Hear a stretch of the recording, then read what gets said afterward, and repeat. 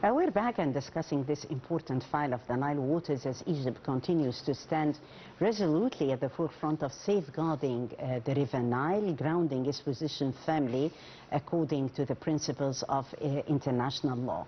And we're really honored to host Dr. Mohamed Othman, International Relations Specialist, talking to us about this important file. Thank you for coming, Dr. Othman. Thank you for having me, Tawhid. It was always a pleasure. Thank you. Pleasure is mine. Well, talking about this important file, and Egypt has been actually a winner in anchoring this important file. We're saying that as a boat is anchored in the Nile or the Nile waters, the file has been anchored diplomatically very successfully. Yes. How do you see that?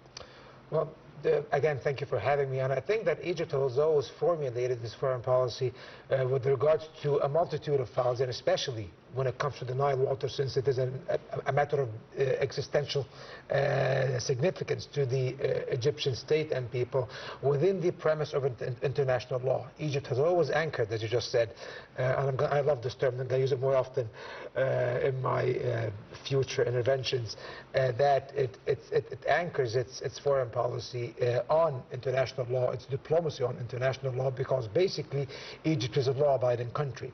And actually the law is on Egypt's side when it comes to its water rights in the Nile basin, basically, yes, because there are several treaties that govern the usage of the Nile water, the responsibilities of the upstream countries, the responsibilities of the downstream countries.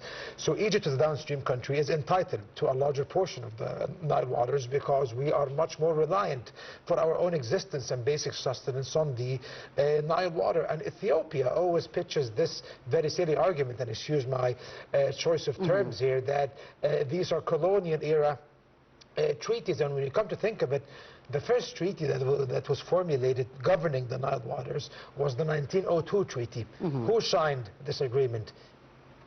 On behalf of Egypt and Sudan back then was the British, because Egypt was under de facto British occupation. We did not really possess any control over our foreign policy, even though we maintained a form of legal autonomy, yet we were not entitled to our foreign policy. We were officially a part of the Ottoman Empire under British occupation. A very, very complex situation. While Ethiopia was a perfectly independent country back then, and Emperor Menelik II himself signed the agreement of 1902 that obligates Ethiopia to obtain the permission of the downstream countries, that is what became Egypt and Sudan later on, prior to building any projects on the Nile basin, especially the Blue and White Nile. So you can see how the Ethiopian arguments basically deconstruct themselves when they come actually under scrutiny. So that's why Egypt has international law on its side. Of course, the treaties of 1929, 1959, and later on. So Egypt's policy and Egypt's position is very well grounded in that. We are entitled to about 55 billion cubic meters of water, and President al-Sisi made it very clear that it is a red line, and that Egypt will never allow its hydraulic rights to be sabotaged or jeopardized in any way, because it is an existential matter for the Egyptian people and state. It is an existential matter for the Egyptian people. The Nile is considered to be the artery, the main artery to Egypt's heart. Indeed. And thank you for the historical background, because it makes us, in a far-sighted vision, understand how things go since it was actually, the issue has been approached historically, reflecting Egypt's commitment when we talk about water security. The President more than one time had asserted that it is definitely according to the principles of international law, as you've kindly mentioned. We have been able to craft what we call a diplomatic narrative that defends our rights before the international community. How can we engage the international community? You already did in this matter, as you see it. Egypt has been advocating for years its water rights and hydraulic rights before the United Nations, before many international forums, in regional bodies like the African Union, and Egypt has been pitching its argument very, very successfully. We have gained the recognition of our water rights, not only from the United Nations, some UN organs, and the African Union, also many African Union member states at least, but also from countries like the United States, countries like China, which has always had a very strong relationship with Ethiopia and Egypt at the same time. In the last summit between Presidents al-Sisi and Xi Jinping back in 2024, China said that they oppose any attempts to sabotage Egypt's water security one way or the other. So this was a historical breakthrough that Egyptian diplomacy has achieved, with international law definitely on its side. And Egypt has been pushing very, very strongly for a diplomatic settlement of the Nile dispute, basically. We all remember the Declaration of Principles, the treaty that was signed between Egypt, Sudan, and Ethiopia, a trilateral agreement. Egypt conceded that Ethiopia is entitled to its rights to development, and this is true. They are entitled to the right to develop under international law, and they can construct projects on the Nile River. However, they cannot jeopardize or sabotage the water rights that are safeguarded by international law and by treaties under any circumstances, due to the existential dimension that we just discussed a few minutes earlier. And Egypt has been pitching that, and Ethiopia acknowledged that in the Declaration of Principles, and it said that supposedly the dam was not supposed to, the construction wasn't supposed to continue, and the filling of the reservoir wasn't supposed to take place without international consultancies coming along and examining the safeguards of the dam. This never happened, of course. Ethiopia obstructed the implementation of the agreement. So now, before the world, Egypt appears as the law-abiding state that has exhausted all of the diplomatic channels and all of the legal channels as well in order to safeguard its rights, while Ethiopia is acting as a rogue state that is basically attempting to rob Egypt and Sudan of their riparian rights. Right. Well, in a meeting with African officials, the President Sisi, emphasized that Egypt seeks no conflict with any country, and this has actually been very clear.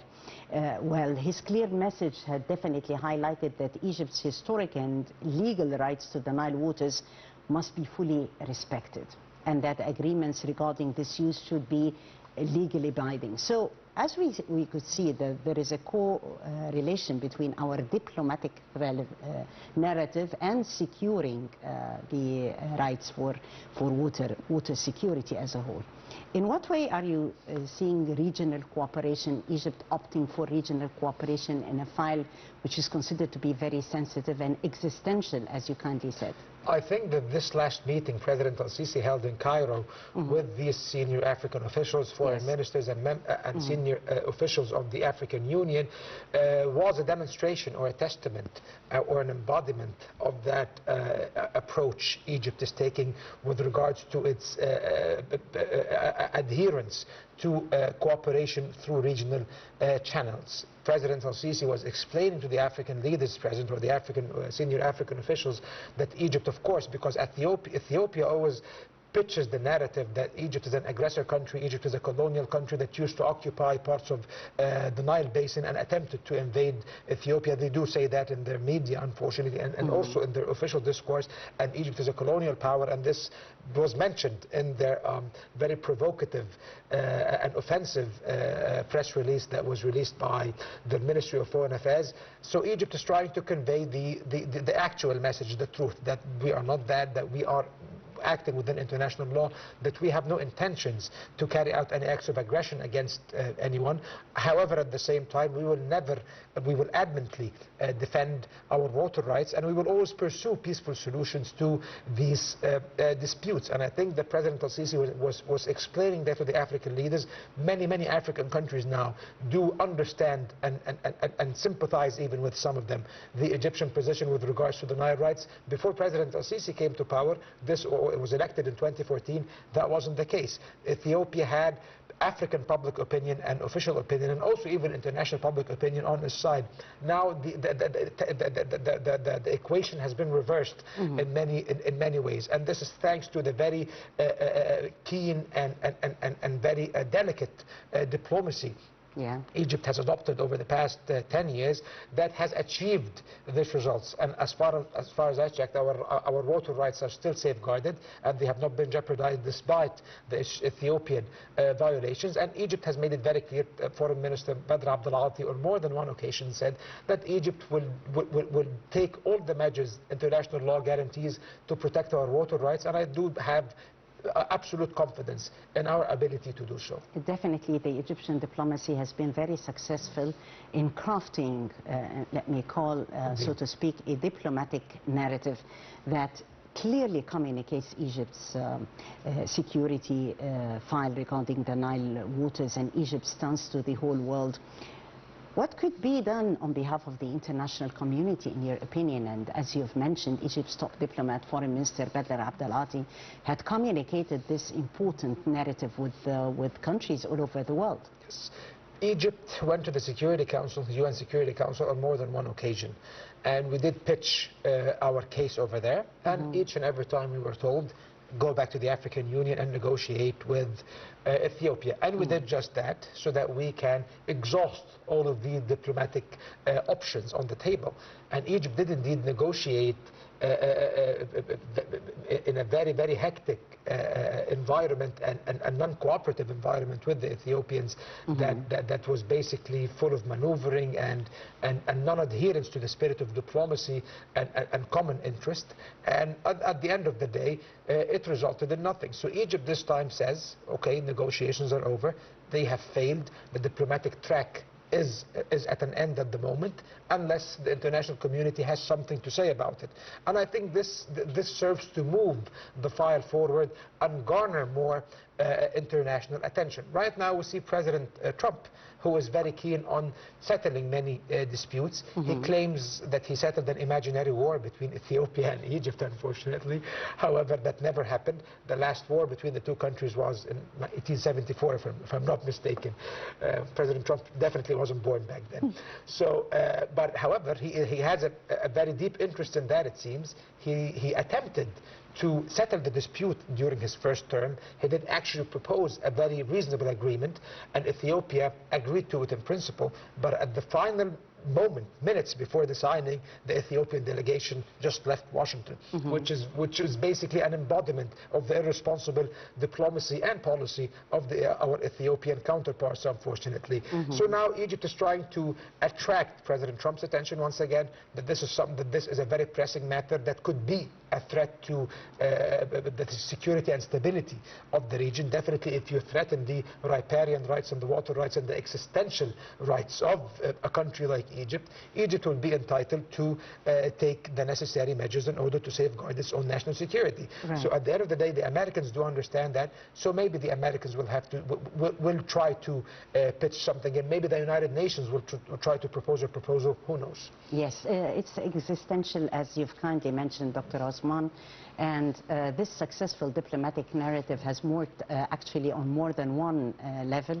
We've seen also a sense of awareness even in the layman in the street in Egypt here locally. Yes. They know quite well our rights to the water. The Nile River is a matter of life and death for Egyptians. Well, in what way do you see the diplomatic narrative working hard in shifting the international perception vis-à-vis this important file, the water file? I think it did. We have seen very responsible stances from countries like the United States and the European Union and many African countries on the file of the Nile. For example, during the presidency of the Democratic Republic of Congo, of the African Union, this is when all the negotiations took place, the DRC, for example, was very sympathetic and understanding of the Egyptian position.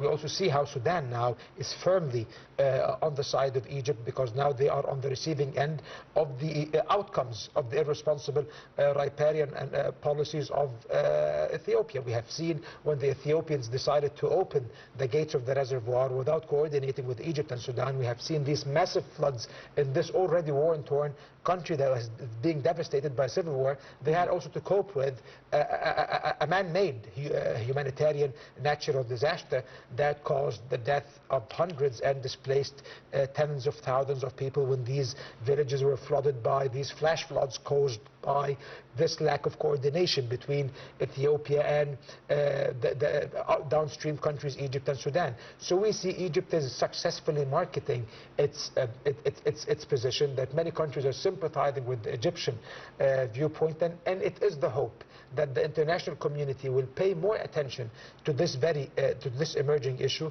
that could turn into a source of instability in the region, and that they will take the necessary measures in order to push us back to a proper diplomatic track that will end up or result in an actual agreement that is workable. And Egypt is not demanding much. Egypt is not asking Ethiopia to dismantle the dam. Egypt is asking them basically, let's govern it together. Let's safeguard our interests together. You are entitled to your right of development. We are entitled to our right to exist.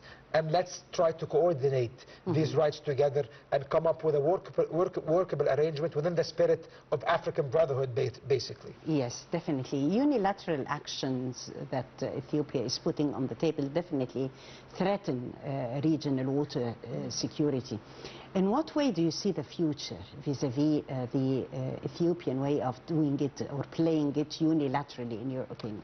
Unfortunately, and you please allow me to expand here a bit. Sure. Ethiopia's main theme, the main theme of Ethiopia's foreign policy has been unilateralism, unfortunately. We've seen that with how they dealt with the Nile issue. We are seeing that with how they're dealing with Somalia and how they are a destabilizing factor and a destabilizing So we have more than one example of the unilateral stance. And with Eritrea threatening to take back the port of Masua by force, threatening to ignite another war in the Horn of Africa, which is a very restive and unstable region to begin with. And on the other hand, Egypt is being a very responsible actor, sending peacekeepers for the first time in Egypt, in the context of Somalia, to join the ASUM, the African Union peacekeeping force. So you can see how these two parallel positions, one that is grounded and anchored, as you said, in international law, in multilateralism, in mutual cooperation within the premise of international law, and the other one which is unilateral and completely contravenes international law. So when Ethiopia tries to deal with this, it is becoming basically a destabilizing force in the region, destabilizing the Nile Basin, destabilizing Somalia, destabilizing Eritrea, and even destabilizing Sudan, with the latest reports that now they are supporting the RSF, the Rapid Support Forces militias. So these are very concerning indications. So I think we are dealing with a very irresponsible government in Ethiopia, unfortunately. I hope they come back to rationality and again engage in a more constructive policy that will serve the common African interest. Yes, a more constructive policy that would serve the African interest, taken from your words, Dr. Othman. And here brings about the question right away, Egypt's role in achieving peace in the Horn of Africa, which has been a very important role diplomatically. It has been a triumph for Egypt and for Egypt's diplomacy, Egypt's peacekeeping forces. More highlighting this issue because Egypt has always been a country of peace and opting for peace.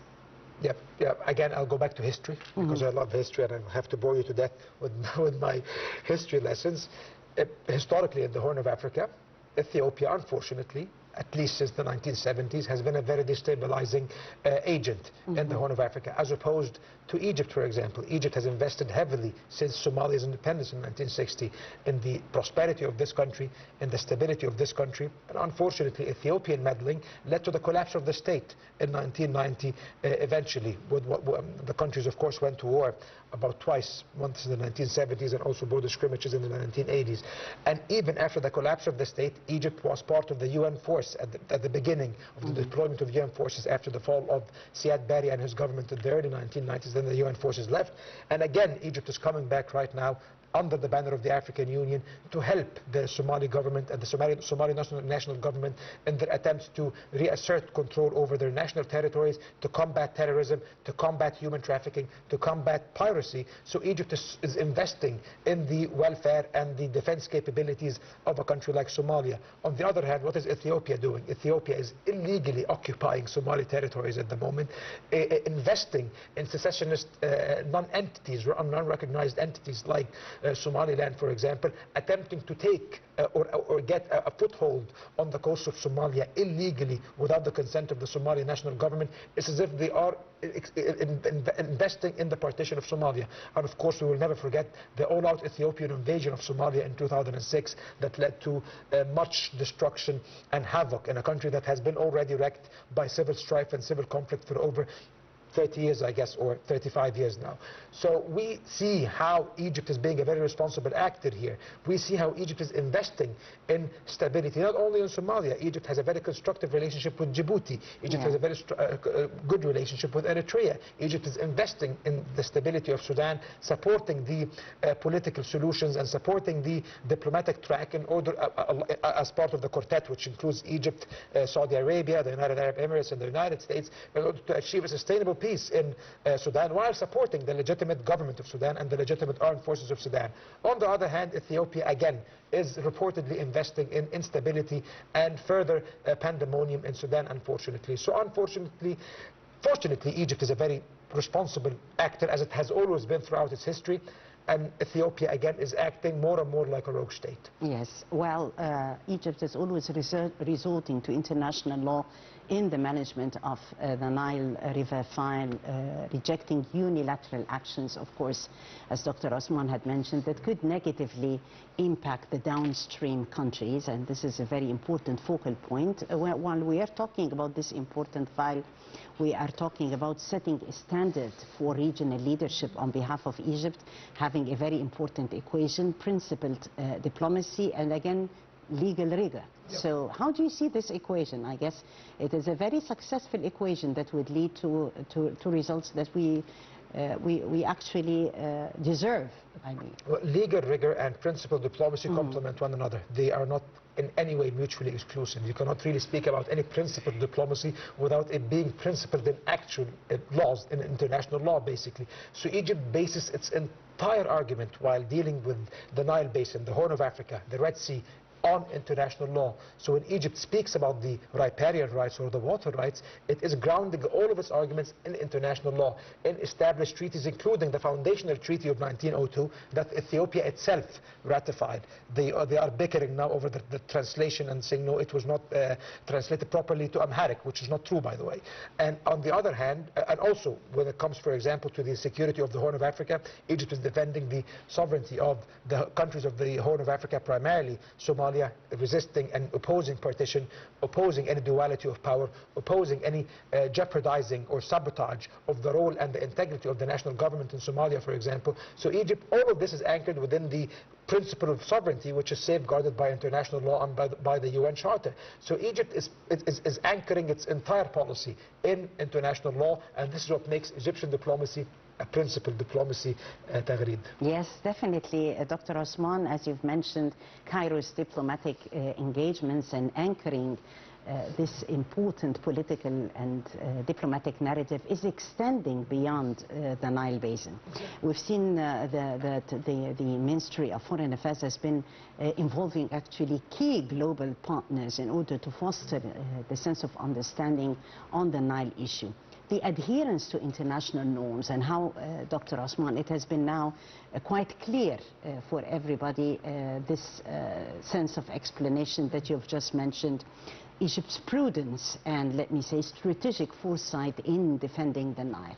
How is that quite apparent and clear before the whole world? It's very clear because Egypt, again, is basing its entire strategy for defending its interests in the Nile waters and its rights to the Nile waters in international law. Egypt is not taking any aggressive actions, by the way, even though it could.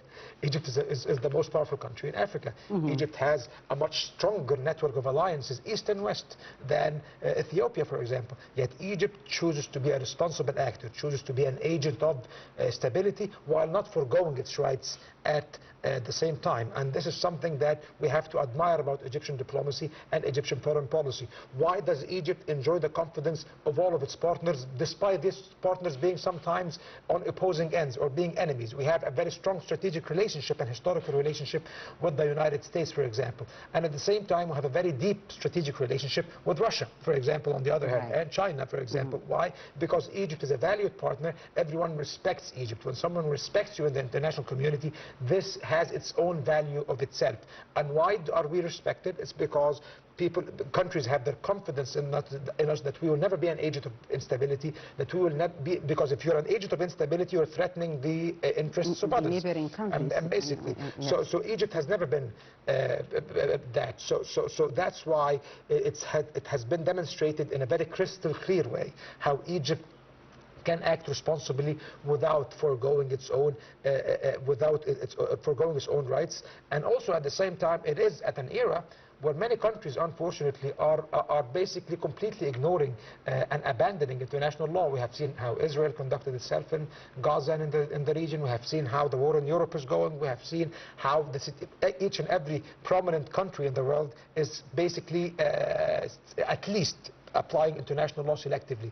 This is not the case when it comes to Egypt. Thank you so much. Well noted, Professor. I thank you so much, Dr. Mohamed Othman, International Relations Specialist, for adding value to a very important file, as we talked, the Nile River Protection file, discussing Egypt's prudence, diplomacy, and steadfast commitment to international law, and also analyzing how Egypt's balanced strategy continues to shape the regional understanding and protect national water security. That's all for Wednesday debate, and I'm Taghreed Hussein, thanking you all for watching.